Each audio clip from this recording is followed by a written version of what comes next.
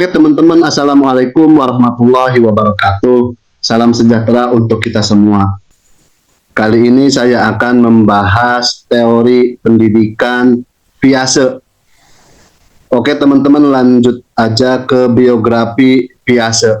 Siapa sih Piaget itu? Jadi Piaget adalah seorang ilmuwan yang lahir di Swiss teman-teman. Ayahnya itu profesor. Jadi tidak jauh dari peribahasa, buah jatuh tidak akan jauh dari pohonnya. Begitupun dengan manusia, ayahnya juga profesor, anaknya ya jadi pinter. Seperti Piaget ini teman-teman. Ketika kecil aja, dia gemar biologi. Bahkan umur 10 tahun sudah menerbitkan karangannya tentang burung pipit albino dalam majalah Ilmu Pengetahuan Alam. Seorang Piaget umur 10 tahun sudah menerbitkan karangannya teman-teman. Kita umur 10 tahun masih main-main gak jelas. Tapi Piaget, orang barat, sudah menghasilkan proyek seperti itu, luar biasa. Saking pintarnya itu orang-orang barat. Di umur usia 15 tahun, sudah mengarang tentang moluska. Moluska itu binatang yang mempunyai cangkang. Itu namanya moluska. Dia teliti binatang-binatang yang mempunyai cangkang. Contohnya siput, kerang, dan masih banyak lagi. Sarjana bidang biologi, master dengan penelitian moluska. Itu teori moluska. Jadi selain teori kognitif, Piaget itu mempunyai teori moluska, teman-teman. Banyak terpengaruh filsafat dari Cornut atau biasa disebut dengan epistemologi. Mendapat gelar doktornya aja filsafat. Itu seorang Piaget filsafat, ahli biologi, ahli filsafat juga, S1-nya biologi, S2-nya filsafat. Terkenal sebagai seorang psikologi anak karena banyak meneliti intelijensi anak. Itu seorang Piaget itu selain ahli biologi, ahli filsafat, psikologinya pun jago teman-teman. Nah, dalam pertemuan kali ini saya akan membahas tentang teori kognitif Piaget. Namanya tuh kognitif. Ada 60 buku karangan dan ia berhasil menerbitkan ratusan artikel. Coba, keren banget. Itu saking cerdasnya seorang Piaget, teman-teman. Sudah menerbitkan 60 buku, artikelnya pun ratusan. Saking pinternya tuh. Oke, lanjut aja ke teori psikologi karangan Piaget, yaitu teori kognitif. Kognitif itu berbasis ke intelek, ke kecerdasan seseorang, teman-teman. Jadi ada 4 tahap teori kognitif manusia, perkembangan kognitif pada manusia menurut Piaget. Pertama, teori sensori motorik. Itu dimulai dari manusia sejak lahir sampai umur 2 tahun. Yang kedua, tahap praoperasional. Dimulainya itu umur 2 tahun sampai 6 tahun. Yang ketiga, tahap operasional konkret, yaitu dimulai umur 6 sampai 11 tahun alias usia remaja. Yang terakhir itu tahap operasional formal. Dimulainya sejak apa? Lebih dari 11 tahun, dari remaja sampai tua, bahkan sampai meninggal. Itu. Jadi ada 4 tahap kecerdasan manusia menurut Piaget, teman-teman. Oke, kita lanjut bahas satu persatu. Yang pertama, tahap sensorik motorik, yaitu ketika bayi lahir sampai umur 2 tahun. Ciri-cirinya itu kognitif belum berkembang. Ya bayangin aja ya, baru lahir, masih bayi, belum bisa apa-apa, boro-boro mau mikir, mikirin apa, itu masih bayi mah. Pikiran masih fresh, gak ada pikiran sama sekali, gak ada beban. Ya kita udah dewasa, mikirinnya tuh hutang, mikirin sama teman-teman toksik, apalah, itu udah dewasa banyak sekali masalah. Ya kita kan sering waktu kecil tuh pengen banget ya menjadi orang dewasa, kayaknya enak, udah dewasa ternyata lebih berat bebannya, jadi pengen kembali lagi ke anak kecil. Oke, lanjut aja ya teman-teman ke tahap sensorik motorik. Mendapatkan pengetahuan melalui panca indera dan gerak motorik. Bayi itu teman-teman meniru orang-orang sekitarnya dari ucapannya, dari tingkah lakunya. Makanya kita sebagai orang dewasa atau kita sebagai orang tua, ajarilah anak perkataan yang baik, perilaku yang baik. Karena apa? Perkataan dan perilaku kita itu dicontoh oleh dia, dia akan hafal dan dia akan meniru tingkah laku kita. Ajarilah perkataan baik dan tingkah laku yang baik. Yang kedua, itu tahap praoperasional, teman-teman. Ada 7 kriteria di mana seorang manusia sudah memasuki tahap praoperasional, yaitu umur 2 tahun sampai 6 tahun.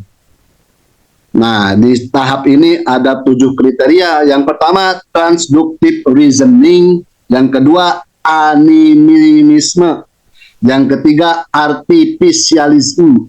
Yang keempat, egosentrisme. Yang kelima, conservation. Yang keenam, irreversibility, dan yang terakhir centration. Oke, kita akan bahas satu persatu. Nah, yang pertama, di umur 2 tahun biasanya bayi itu sudah mulai centration. Apa sih centration itu? Centration adalah pemusatan perhatian pada satu dimensi dan mengabaikan dimensi yang lainnya. Teman-teman, ketika manusia usia 2 tahun sampai 6 tahun itu biasanya perhatiannya tertuju pada satu titik. Misalkan anak kecil ya, ketika disodorkan ada persegi warna ungu, persegi panjang warna hijau, dan pokoknya disodorkan ini ya teman-teman lihat tuh ke kamera. Si bayi akan fokus terhadap apa yang dia sukai. Misalkan si bayinya itu sukanya ke lope warna merah, maka si bayi itu akan ingatnya ke itu aja, yang lainnya dia abaikan. Contohnya juga ketika Anda mengajak anak kecil ke toko mainan, anak kecilnya itu kebetulan suka Barbie misalkan ya, anaknya itu perempuan, dia akan fokus terhadap Barbie tersebut. Dia akan meminta ke orang tuanya, mah beli itu mah beli itu mah, sampai dia merengek-rengek. Karena apa? Dia itu kalau udah suka terhadap sesuatu, pasti dia akan mengejarnya, pasti akan dia berusaha untuk mendapatkannya, itu centration, fokus pada satu titik. Misalkan ditawari ada yang lebih bagus, dia kekeh apa yang diinginkan, walaupun dibilang kata orang tuanya jelek, itu bodoh amat. Jadi dia akan fokus terhadap apa yang diinginkan. Dia tidak peduli terhadap omongan yang sekitarnya. Jadi di usia seperti itu, misalkan dia pengen es krim, ya, dia akan berusaha kepada orang tuanya meminta, pengen es krim, walaupun orang tuanya tidak ada uang. Itu usia 2 tahun. Ya, lanjut teman-teman. Conservation. Anak belum mampu memahami konsep konservasi bahwa mengubah bentuk atau wadah tidak akan mengubah isinya. Nih, contohnya gini teman-teman, lihat ke komputer. Ketika air ini ada isinya, air di gelas yang kecil, ya gelas yang kecil ini dimasukkan ke gelas yang besar, anak kecil akan berpikir jumlah volume airnya itu bertambah. Karena apa? Mungkin anak kecil berpikir, ini kan gelasnya lebih besar, jadi volume air yang ada di gelas yang lebih besar itu akan bertambah. Namanya juga masih berpikir anak kecil kayak gitu. Jadi berpikirnya itu masih konservasi. Nah, lanjut teman-teman. Irreversibility, ketidakmampuan membalikan urutan kejadian secara mental. Oke, teman-teman. Misalkan air di gelas ini ya, teman-teman, dimasukkan ke air yang ini. Anak kecil akan berpikir bahwa jumlah airnya itu bertambah karena dia melihat dari ukuran. Ukurannya kan ini lebih tinggi. Jadi si anak itu berpikir bahwa jumlah airnya juga bertambah karena ukuran gelasnya tuh lebih tinggi dari yang ini. Itu pemikiran anak kecil. Oke, lanjut teman-teman. Transductive reasoning. Apa sih transductive reasoning itu? Oke. Jadi dua hal yang terjadi bersamaan disimpulkan memiliki hubungan. Contohnya ini teman-teman. Ketika kita menerbangkan pesawat kertas dibarengi dengan menerbangkan balon, balon itu meledak di atas. Si anak akan berpikir, apakah karena pesawat itu balon meledak? Jadi berpikirnya itu masih bareng. Jadi ya boro-boro anak kecil, kita aja usia dewasa masih menghubungkan ke mistis-mistis teman-teman, ke hal-hal yang gaib. Misalkan itu kecelakaan, wah ada jinnya. Nah, itu anak kecil tuh, pemikiran anak kecil masih transductive reasoning. Oke, lanjut.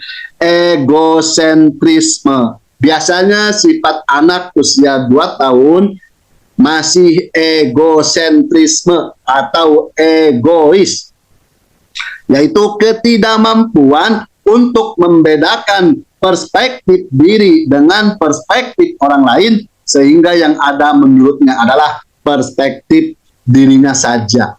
Nah, maksudnya egois. Anak usia segitu itu lagi egois-egoisnya, lagi pelit-pelitnya. Misalkan kita meminta makanan terhadap anak tersebut, dia akan pelit. Usia segitu itu masih pelit, masih mementingkan dirinya sendiri. Mainan pun pengen menang sendiri. Ketika mainan sama teman-temannya, dia gak mau mainannya diambil, misalkan sama teman tetangganya gitu tuh. Jadi masih egois. Oke, lanjut teman-teman. Animisme, yaitu benda mati dianggap seperti hidup. Biasanya anak usia 2 tahun masih percaya kepada animisme. Contohnya ngobrol dengan boneka, ngobrol dengan mainan, ngobrol dengan Barbie-Barbian, dengan robot. Ya, kita juga pasti yakin, saya yakin teman-teman juga mengalami seperti itu. Saya juga pernah waktu kecil ngomong sendiri dengan boneka, dengan mainan, sambil ayo kesini sama robot-robotan, Power Ranger. Ya, masih kecil, jadi benda mati itu dianggap hidup. Oke, lanjut. Artifisialisme, perilaku lingkungan yang digerakkan oleh suatu kekuatan manusia. Contohnya begini teman-teman. Ketika anak kecil melihat pelangi, anak akan berpikiran bahwa pelangi itu dilukis oleh manusia.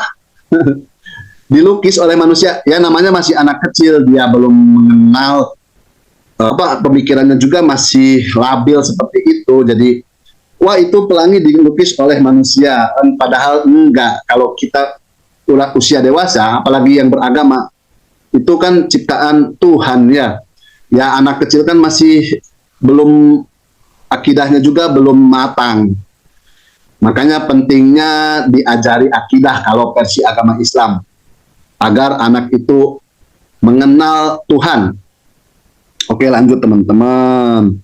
Kita akan membahas fase selanjutnya, kecerdasan manusia di tahap operasional konkret, teman-teman. Nah, di tahap ini animisme, artifisialisme, egosentrisme mulai berkurang di tahap remaja. Ya, usia remaja masa masih ngobrol sama Barbie ya? Masa usia remaja masih ngobrol sama boneka? Kan udah gak logis gitu.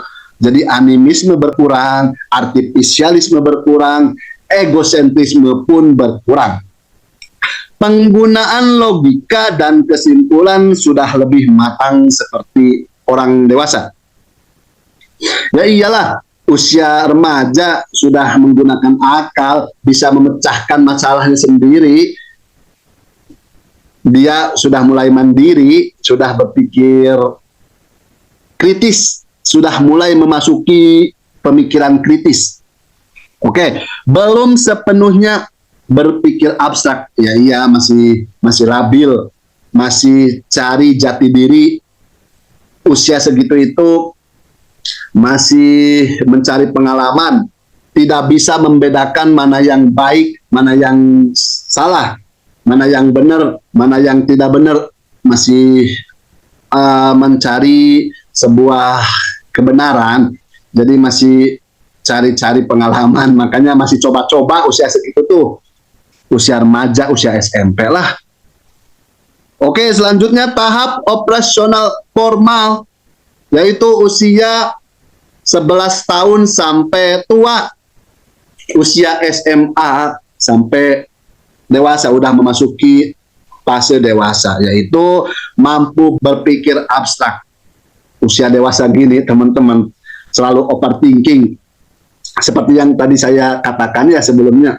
Ketika kecil kita berhayal pengen menjadi orang dewasa, kayaknya menjadi orang dewasa itu enak, bisa menghasilkan uang sendiri, bisa ini, bisa itu.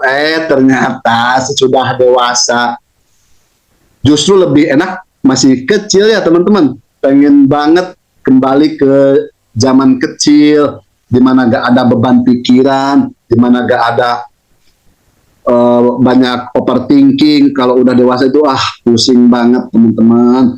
Aduh, berpikirnya juga udah abstrak, udah banyak pikiran.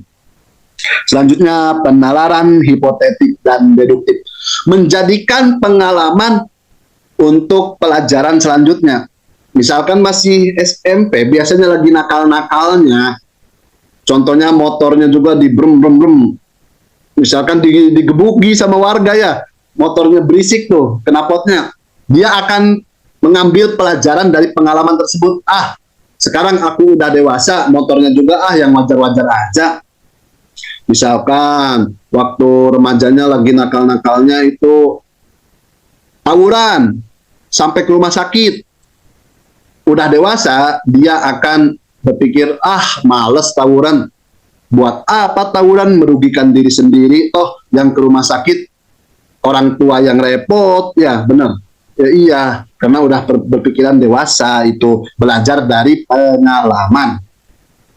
Selanjutnya metakognitis atau pemecahan masalah secara logis dan metodologis.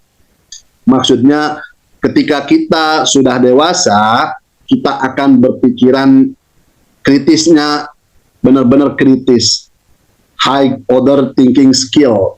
Kita akan mempertimbangkan sebelum melakukan sesuatu itu, ini dampaknya apa buat kita ke depannya, apakah menguntungkan atau merugikan.